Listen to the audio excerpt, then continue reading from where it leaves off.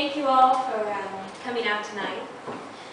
It's very cold and rainy, and I'm sure this is not how most of you would choose to spend your time away from campus, on campus.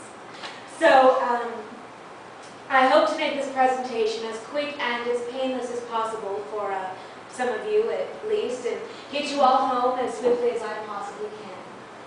The accompanying visual portion of this graduate thesis project is currently under review, but will hopefully be available in the exhibition gallery down the hall later this week. So if you don't stay for punch and cookies tonight, please stop by and take a look at your convenience.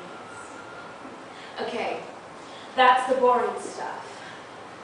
My task here tonight is to unveil my semester's work, explain it, and then leave several of you to examine it, grade it, in essence, to be at your mercy. Which is fine, as I realize I have been my entire academic life at someone's mercy, that is, which reaches back to when I was 5. So be it.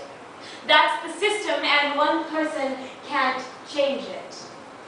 But perhaps they can make you question that system and your values just a little bit. Thus my rather dramatic presentation at this time. Oh, I almost forgot. And this is fairly personal, probably really even shouldn't be doing this, but this really is the capper to my time here at Clarkson, so please indulge me. I was given an engagement ring 2 days ago, and I haven't answered the guy yet, so I thought I'd do it tonight. Here goes.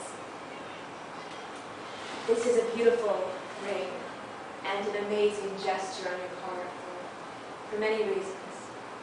By the time I'm through, I promise you'll have your answer. My graduate advisor gave me this advice 5 months ago. Strive to make art that change the world. Pretty wise words, or so I thought at the time, and so being a good little student, that's what I set out to do.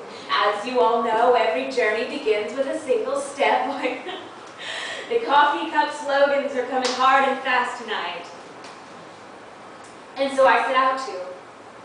As I looked around my world for something to change, I realized I'd been given a tall order. Change the world. So I decided to the next best thing, which was change somebody else's world. I mean, that's a start, right? One person changes, and then another, and then, well, you get it. Crude, but effective.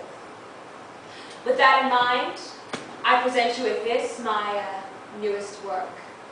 It is a human sculpture on which I've worked the past 18 weeks, and of whom I'm very proud. He cannot legally be named tonight, as he hasn't yet signed a waiver for the various items on display in the accompanying visual portion, but it's a small college and a smaller town, so you've got a pretty good idea guessing who it is. In fact, I've done all I could to be as visible as possible with him the last year, since I consider that to be an important aspect of his unique transformation. I'm more of a stay-at-home person myself.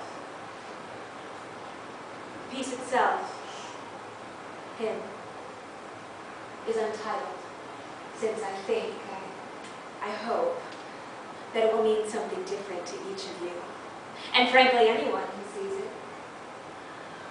His own name, however, is quite apropos. I did the MTV thing here on the face. This is a picture I had a classmate take of us at a Pizza Hut near the highway. And it was here that we had our first official date after he asked me out. At his place of work, no less a big no-no, or so I was told. And it was here that I first coaxed him into eating his first vegetarian meal. Well, as vegetarian as a spinach and mushroom calzone can be. He also had a salad. Anyway, he told me that for him, it was a huge deal. And it does mark the beginning of my systematic sculpting, or molding, if you will, using my 2 pliable materials of choice, the human flesh and the human will. I first spotted my chosen base material. It's so funny not to use names. Sorry, but a lawyer actually told me that I had to say that, chosen base material. On January 9th, as I was actively